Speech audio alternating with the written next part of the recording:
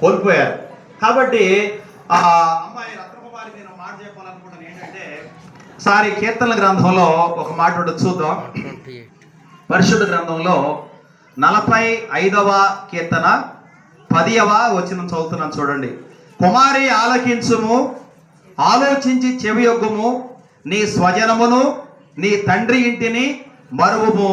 ఈ రాజు నీ ప్రభు, అతడు నీ సౌందర్యమును కోరినవాడు, అతనికి నమస్కరించుము. అమ్మా రత్నకుమారి, ఈ రాజు నీ సౌందర్యమును కోరినవాడు, నువ్వు ఇక మొదలుకొని నీ స్వజనమును నీ తండ్రి ఇంటిని మరువుము అన్నాడు. అంటే దాని అర్థం ఏంటంటే, నిజంగా స్త్రీ జాతికి మన ఈ భూమి మీద ఎంత ఆధిక్యం ఉందంటే, పెళ్ళి అని ఒక 2 అక్షరాలతో పుట్టిన వాళ్ళని, కన్న ఊరిని, ఆ ఫ్రెండ్స్ని మొత్తాన్ని విడిచిపెట్టి ఒక పురుషుని వెంట ప్రయాణం చేసే ఆ ధన్యత ఎవరికి ఉందంటే ఒక స్త్రీకే దేవుడిచ్చాడు. గట్టిగా 2 చేతులు హల్లెలూయా చెప్పాలా. నిజంగా ఇప్పుడు మా పెళ్ళి అయ్యి 30 ఏళ్ళు అయింది. నా భార్య అమ్మగారికి 3 అన్నలు ఉన్నారు, ఒక అక్క ఉంది, వాళ్ళ అమ్మ వాళ్ళ ఆయన మంచి మంచి డాబాలు ఉన్నాయి. ఎప్పుడన్నా ఆడికి వెళ్తే ఒక రేత్రి ఉందనుకోండి, రాత్రి నాకు నిద్ర పట్ల అంటుంది. ఇదే నిద్ర పట్టుకోకుండా అనుకున్నాను. ఎవరి ఇల్లు అది, మళ్ళీ ఆడిల్లే, అక్కడే పుట్టింది అక్కడే పెరిగింది, రాత్రి నాకేం పట్టలేదంట. ఏ కారణం ఏంటి? నా ఎముక అక్కడ ఉందని. ఆ బంధం దేవుడిచ్చిన బంధం. అందుకని ఇక్కడ 45వ కీర్తనలో 10వ వచనంలో ఏం చెప్పాడంటే, అమ్మ కుమారి, నీ స్వజనమును నీ తండ్రి ఇంటిని ఇక మర్చిపోవడం అంటే పూర్తిగా మర్చిపోవడమే కాదు, అన్ని విషయాల్లో ప్రాముఖ్యత, ప్రాధాన్యత, స్త్రీగా ఉండిన ఆ కన్యకగా ఉండినటువంటి ఆమె ఇప్పుడు ఒక స్త్రీమతిగా ఏర్పాటు చేయబడినది కనుక తన యజమానుడైన తేజకు లోబడి ఉండాలి అనే దాని యొక్క భావన. అంతేగాని వాళ్ళు ఏదో మర్చిపోవాలని కాదు. కని పెంచిన తల్లిదండ్రులను గౌరవించాలా, ప్రేమించాలా, వాళ్ళకంటే ఎక్కువగా యజమానుని ప్రేమించాలా. దీన్ని ఎఫెసీ పత్రికలో పౌలు భక్తుడు చక్కగా చెప్పాడు. మనం చదివిన ఎఫెసీ పత్రికలో 5వ అధ్యాయంలో 22వ వచనంలో, స్త్రీలారా ప్రభువునకు వలె మీ సొంత పురుషులకు.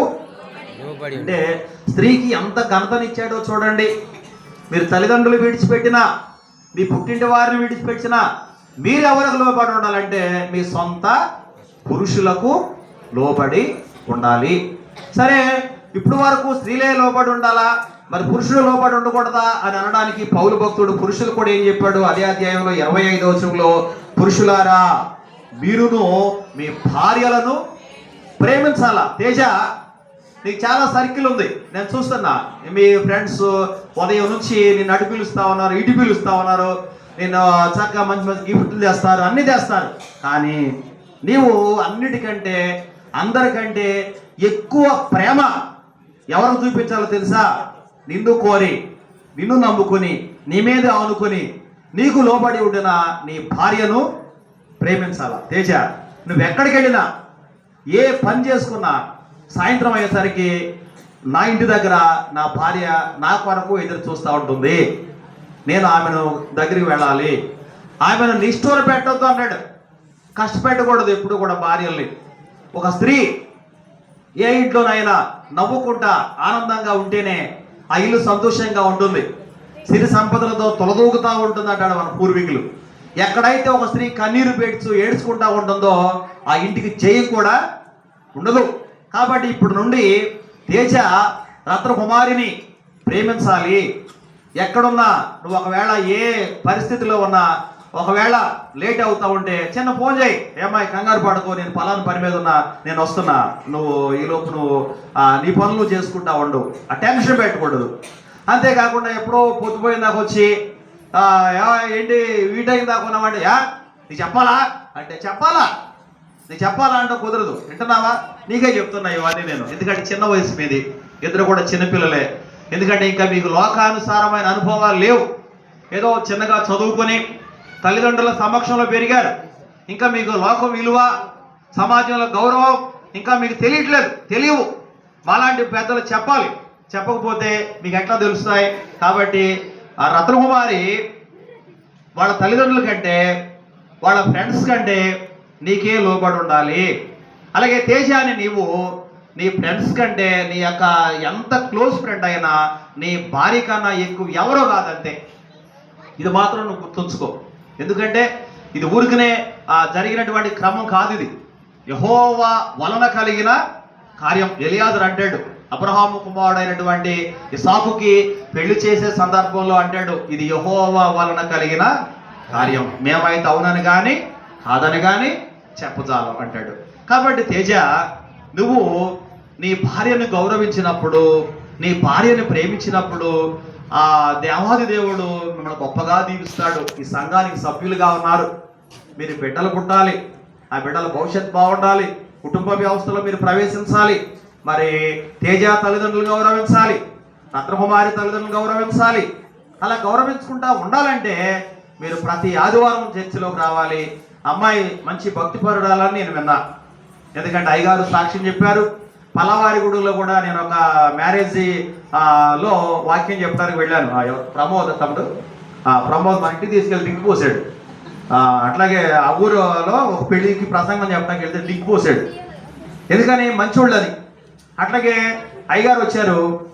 ఇప్పుడు నువ్వు మంచిగా లేవనుకో, అయ్యగారు ఎడిపోతే డ్రింక్ పోయారు మనవాళ్ళు, మాలా పిల్లడు చూసేవాళ్ళే అంటారు అంటారు అయ్యగారు. కాబట్టి ఆ పేరు, నేను అక్కడికి వెళ్ళినప్పుడు మన అమ్మాయిని అక్కడికి ఇచ్చినప్పుడు ఆ గౌరవం మన అమ్మాయి కాపాడింది. అట్లాగే ఆయన కూడా కాపాడాడు. నువ్వు కూడా ఆ ఊరు నుండి ఎవరు వచ్చినా నువ్వు గౌరవించాలా, ఆ ఊరు నుండి గురువులు వచ్చినా నువ్వు ప్రేమించాలా. అప్పుడే నీకు సమాజంలో విలువ పెరుగుతుంది, గౌరవం పెరుగుతుంది. మీ అమ్మ నాన్న రాజారావు గారు, విమలమ్మ గారు చాలా కష్టజీవులు నాకు తెలుసు. మరి విమలమ్మ గారు మంచి ప్రార్థనా పర్రాలు, మీ అమ్మ భక్తి పర్రాలు కూడా కష్టజీవి. వాళ్ళ కష్టార్జితం, వాళ్ళ ప్రార్థన మీకు ఆశీర్వాదాలు అవుతాయి. మీరు కూడా దైవానుసారంగా మీరు ఉండినప్పుడు. అలాగే అమ్మాయి తల్లిదండ్రులు కూడా మంచి కష్టజీవులు నేను విన్నా, మంచి భక్తి పరులని విన్నాను. అయ్యగారే చెప్పారు సాక్షాత్తు. అయ్యగారండి చాలా సపోర్ట్గా ఉంటారండి చర్చికి అని చెప్పి అయ్యగారు సాక్ష్యం చెప్పారు.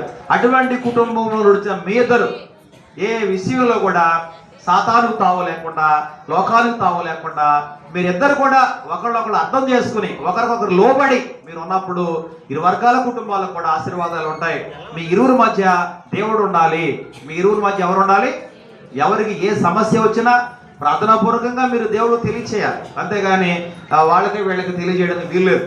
కాబట్టి ఇక్కడ మరొక మాట మీకు చూద్దాం. ఈ పౌలు గారు ఏం చెప్పాడంటే 27వ వచనంలో, భార్యలను ప్రేమించుడే అటువలే క్రీస్తు కూడా సంఘమును ప్రేమించి అది కళంకమైనను ముడతైనను మరి అట్టిది మరి ఏదైనా లేక పరిశుద్ధమైనది గాను నిర్దోషమైనది గాను మహిమగల సంఘముగాను ఆయన తన ఎదుట దానిని, అంటే మీ జీవితం పరిశుద్ధమైందై ఉండాలా, లేకపోతే నిర్దోషమైందై ఉండాలా, చాలా గౌరవప్రదమైందై ఉండాలి. తల్లిదండ్రులు అప్పుడే సంతోషిస్తారు. ఇప్పుడు విమలమ్మ గారు ఉన్నారా గుళ్ళో? విమలమ్మ గారు గుళ్ళో ఉన్నారా? ఎక్కడ? రైట్ రైట్, కూర్చోండి. ఊరికనే చెప్తున్నా. రేపటి నుండి నేను అంటూ ఉంటాను, మన పెళ్లి కుదిరిన కాడ నుండి విమలమ్మ గారు మీకు సుఖం వచ్చిందిలేండి, మీకు ఏమి ఇబ్బంది లేదు, ఇక కోళ్ళు వచ్చాక మీకు అంత సుఖమే కాదని అంటే, అయ్యా కోళ్ళు వచ్చాక అయినా నా పని నాకే ఉంటుందిలే అనుకుంటా నవ్వుకుంటా ఉన్నారు. సరే, ఇప్పుడు కొంతమంది ఏమంటారంటే, విమలమ్మ కోళ్ళు వచ్చాక నువ్వు పని చేయాలా యాటి అంటారు.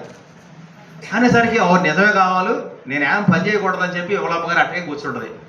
ఈ పిల్లలు పిలిచి, ఏమ్మా మీ అత్తగారు అన్ని పనులు నీతోనే చెప్పేస్తుంది, కొత్త అని కూడా చూస్తలే. ఇవన్నీ అవసరాలు కాదు వాళ్ళకి.